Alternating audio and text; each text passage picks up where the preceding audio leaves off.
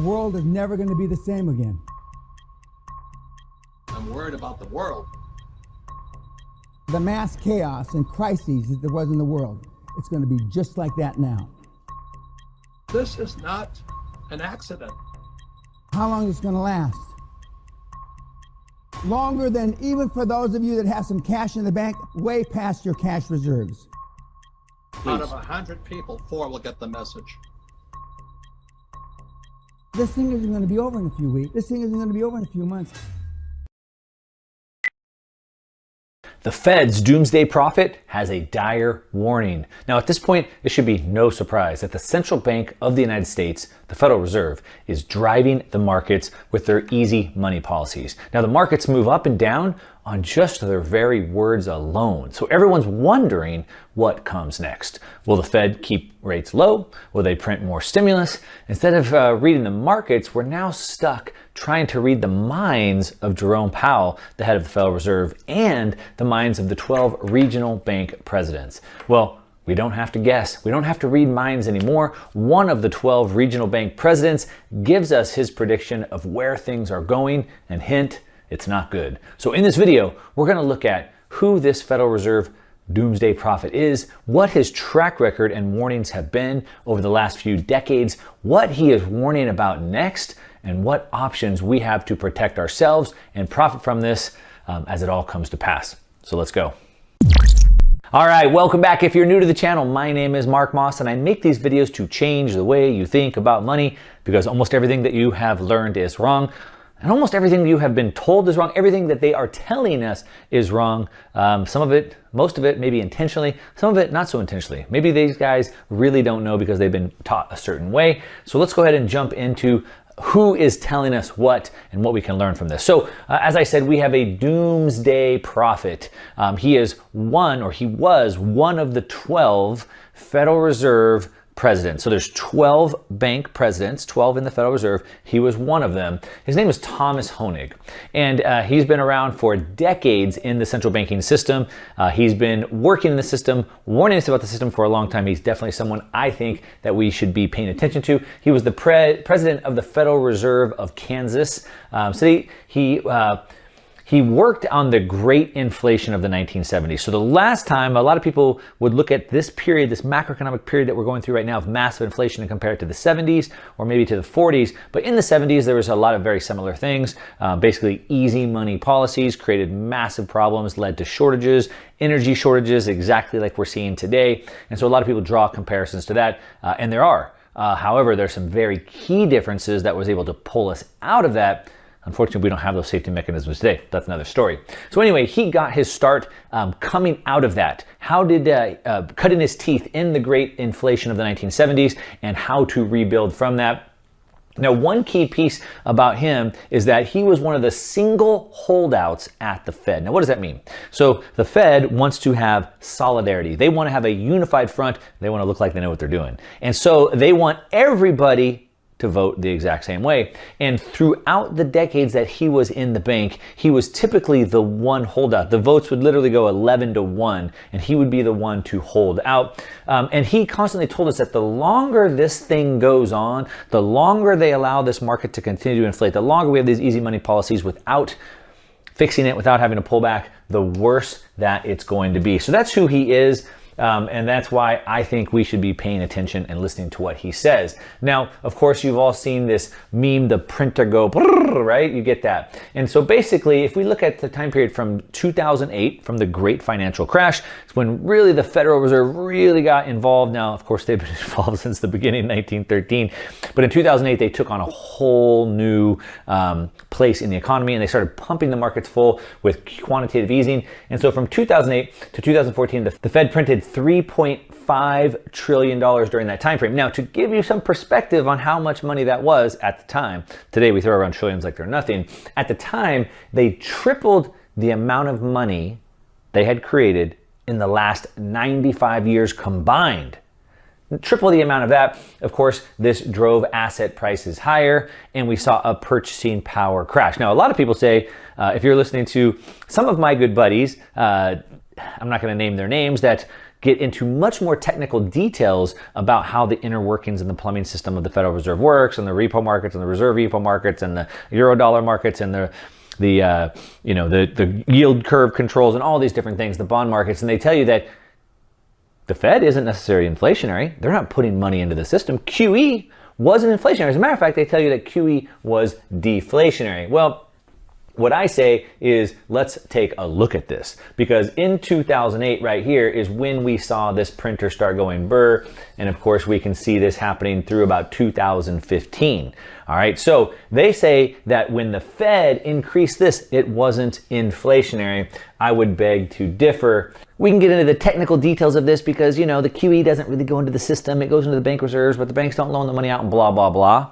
Or we can just look at home prices. Home prices since 2008 have gone straight up. We can see here the NASDAQ has basically gone straight up. We can see that the Dow Jones has basically gone straight up. We can see that the S&P 500 has basically gone straight up. We can see that even gold here has basically gone straight up. And of course, when all of those things go up, what's really happening is your dollar's purchasing power is going straight down. So they could give you all the technical reasons why it's not inflationary, but my pocketbook, my grocery cart, my gasoline on my truck will tell you otherwise.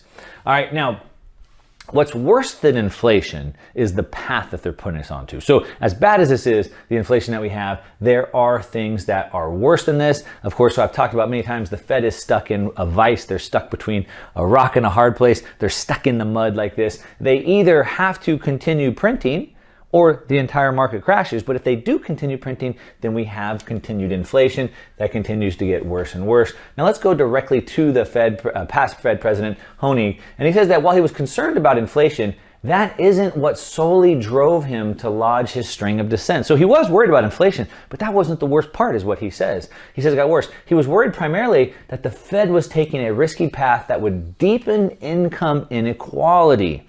So it's not just that it's getting harder to live, it's the income inequality. And more specifically, it would stoke dangerous asset bubbles and enrich the biggest banks over everyone else. He says that the Fed would be stuck in this money quagmire and the central bank would not be able to escape with destabilizing the entire system. So there's no way the Fed can get out of this, in his words, without crashing the entire system. All right, now, but it gets worse than that. I'm going to go ahead and continue to show you what he's saying. Now, like I said, the Fed is stuck in this vice, the proverbial rock in a hard place, the proverbial cow that's stuck on the fence like this. And like I said, he said that we have to continue. Once we start, we cannot stop without crashing the market. Now, this is his words, not mine. And we can see that over and over and again in his own words without me putting words in them. He says the primary worries were the ones Honig pointed out about risky lending asset bubbles, but there was also concern that quantitative easing could create price inflation. So I know the Jeff Snyders and the Steve Van Meters, they tell you that it's not inflationary. Well, he says it is. He said he was concerned it was, and it would encourage more government borrowing, all right, and that it would be very difficult to end once it began because markets would become addicted to the new flow of money. He warned us, don't do it. You won't be able to get out of it. He went on to say, he said that by 2012, remember they started in 2008, by 2012, the economic growth was still tepid enough that Bernanke argued that more quantitative easing was in order. This time the Fed printed roughly 1.6 trillion. So they had to continue going. They went from 600 billion to 1.6 trillion dollars. The Fed tried to mightily reverse its easy money programs. They tried to get out of it eventually. They tried mightily, it says, but largely failed to do so. The central bank tried to raise interest rates slowly, but when the Fed tried to withdraw this stimulus, markets reacted negatively. So let's take a look at what happened when the markets, so we can see highlighted in this area right here, they tried to start tapering, they tried to raise rates a little bit, and what did we get? We got a 21% crash. similar to what we saw in March of 2020 when we decided to shut the entire world down for some strange reason. And we can see that's exactly what he said that would happen. There's no way to stop. He went on to explain that the bankers saw farmland as collateral on the loans. This is a big key piece as to what problem we're in right now. The bankers saw farmland as collateral on loans, and they believed that the collateral would only rise in value. This gave bankers the confidence to keep extending loans because they would extend loans with the house, with the car, with the land as collateral, right? And as long as it keeps going up, then the collateral is good, right? This is how asset bubbles escalate in a loop that intensifies with each rotation. So it goes up in value, they give you more collateral. You take on more loans, it goes up when there's more demand, it goes up in value. And it's this loop that continues. But it all came to an end in 1979 with a severity that has never been repeated. So this is the problem that the Fed is in. One, if they don't keep pumping the markets up, then it all crashes. But if they do if they don't stop, then they continue to inflate the currency, and it's harder and harder for us to live. The problem is, at this point, they cannot allow the markets to drop for several reasons. One, they don't want the market to crash, but two, the collateral. If the asset prices, the stocks, the real estate, the land that has been borrowed against or used as collateral, if that starts to go down, it starts to trigger a domino effect or a chain reaction event where the collateral drops and it's no longer good for the loan. So then the loan is called due, which then creates more collateral collapse. And this collateral collapse would then crash the entire system. It's a big problem. Now, what do we do about this? How do we find safety here? Well, the best way to do it is in hard assets. Now, hard assets are things that I believe cannot be inflated away. So, of course, commodities are those things. When they print unlimited amounts of fake fiat currency, we want to buy real, hard, tangible things. I like to think of Bitcoin as a hard asset because nobody can create more of it. Land, nobody can create more of it, specifically beachfront property, nobody can create more of it. Things like that. Of course, gold and gold miners. And so we can see what's happened with commodities since March of 2020. The commodities, as they've been printing massive amounts of money, it has been going parabolic. Now, a way that we can play this trend, all right, let me give you some a tactical way that we can play this trend, is that we can do this with gold and more specifically with gold miners. Now, I want to talk about this company, Gold Mining. Now, just as a disclaimer, I am doing a review of this company. I am not telling you to go out and buy this company. However, it's a company that I think looks pretty good, and I'm using this as an example to show you, to teach you what you could be looking for if you wanted to play this trend. Again, my disclaimer to you, I'm not telling you to go buy it, but I think it's a good company worth taking a look at. So we're talking about Gold Mining Inc. You can find them on the New York Stock Exchange at GLDG. And they've been around for 10 years, building their portfolio up through a bear market. So what we want to do is we want to buy undervalued assets. We buy them when they're hated, right? Buy them when they're out of favor. So they've been buying these gold assets while they've been out of favor. And like I said, they're on the New York Stock Exchange. They are not an OTC stock, which I really like about that. And like I said, they've been buying these undervalued assets for the last several years, and now it looks like they've acquired so many, they appear to be an undervalued asset. As a matter of fact, we can see some analysts are putting their price upwards of $4, $5, even $6. We can see here a price of $4, a price of $6. They've been buying all these assets. And what we can see is that whenever gold has moved, their gold mining stock has moved in multiples. So for example, in December of 2013 through March of 2014, when gold moved up 164%, 11%, they moved up 10 times that. In January 2016 to September 2016, when gold moved up 22%, they moved up 30 times that.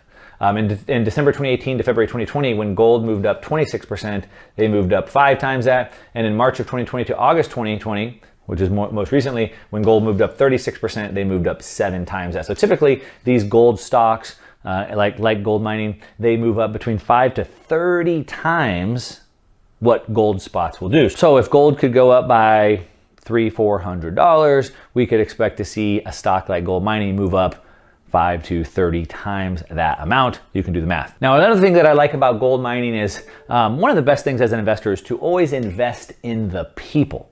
All right, so a lot of people have ideas, but can you get those ideas to work? Can you bring the right people together? Can you manage the project, etc.? So you want to invest in the people. The founder, Amir Adani, has have a track record of success. As a matter of fact, he has 2 other uranium companies, one Uranium Energy Corp, UEC, and Uranium Royalty Corp, and they have both been outperforming the market. Uranium is just another commodity similar to gold, so the business is very similar, and you can see how they've been absolutely crushing the market. And so remember, you invest in the people, especially people that have a track record of success, and you can see the amount of money that's been made on top of those things in his other companies. He's an operator that knows how to mine commodities. The other thing that I like to look for is success leaves clues. I want to make sure that there's other smart people in the deal.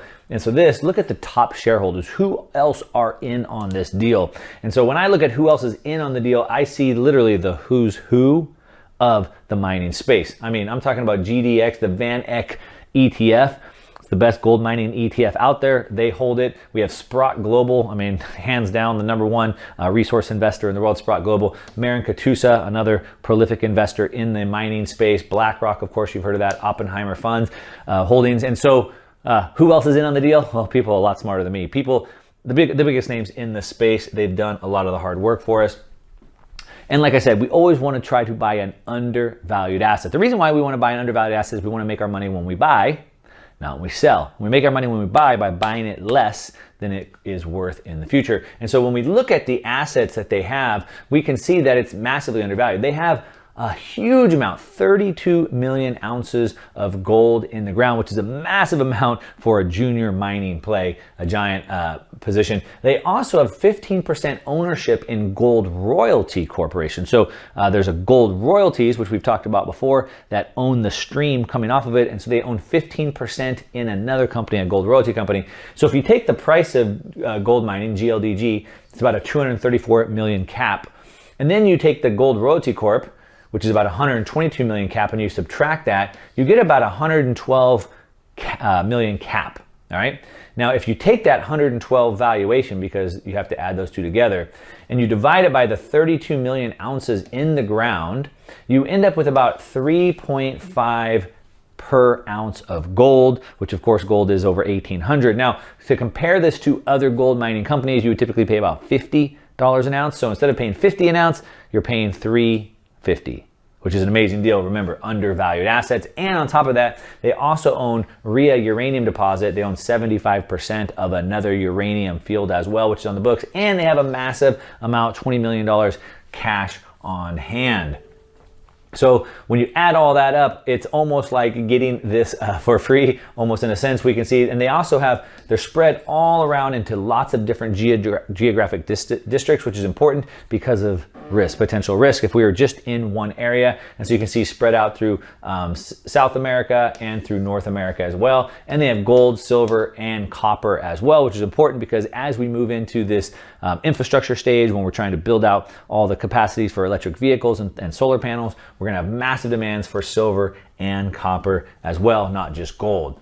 Now, if I kind of summarize this, the things that I really like that I'm bullish on is obviously there's a bullish thesis for gold. I showed you what the Fed warned us about, massive inflation. The Fed cannot stop what they're doing. This is extremely bullish for gold. I'm bullish on the founder and the shareholders. Like I said, the who's who of the mining space is in on this play. We can buy it massively undervalued. Typically, mining plays are about 50 bucks an ounce. We can get this for $3.50, and analysts are putting the price between $4 to $6, which is a massive, massive discount to where we're at today. Now, to summarize this, bringing it back to what Honig was warning about, the real threat, and this gets where it gets serious. This is the real threat. The real threat is that these easy money policies that the Fed is doing only benefit the rich, but they hurt the workers. They hurt the people that are trading their time for money, and they benefit the rich. And the problem that happens with that is that eventually we can see a full breakdown in society, similar to what we have right here. We can see that the Fed economist Edward Nelson wrote that the most likely cause of inflation during the 70s was something he called monetary policy neglect. So as much as the Fed wants to tell you they're not causing inflation, we know that's what it is. When we've gone back and studied these things before, that's exactly what's happening. They don't want you to know that, but you're hearing it here. But here, Honig, going back to him, he says the most dispiriting part seems to be that the 0% rates and quantitative easing have had exactly the kind of allocative effects that he warned about.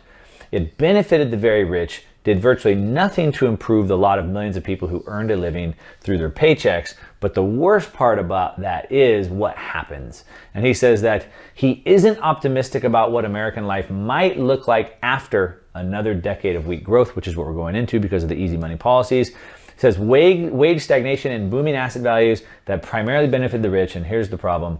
When the financial system benefited only a handful of people, average people started to lose faith in society as a whole.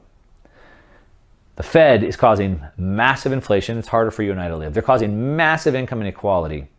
But the much deeper problem is a complete breakdown of society. He says people are losing faith in society as a whole. And of course you can see that. People are at each other's necks, at each other's throats like we've never seen before. Protests, riots all throughout the streets. And this is the problem with sound money. Without having sound money, of course, I'm calling for going back to sound money. But how do we survive this? We need to beat that inflation. And gold mining is one of the ways that we can do that. All right, let me know what you think about this. Do you think that it's going to cause a breakdown in society like Honig does? Do you see it as big of a threat as he's claiming? Let me know yes or no down below. Of course, as always, give me a thumbs up on this video if you like it. If you don't like the video, that's okay. Give me a thumbs down.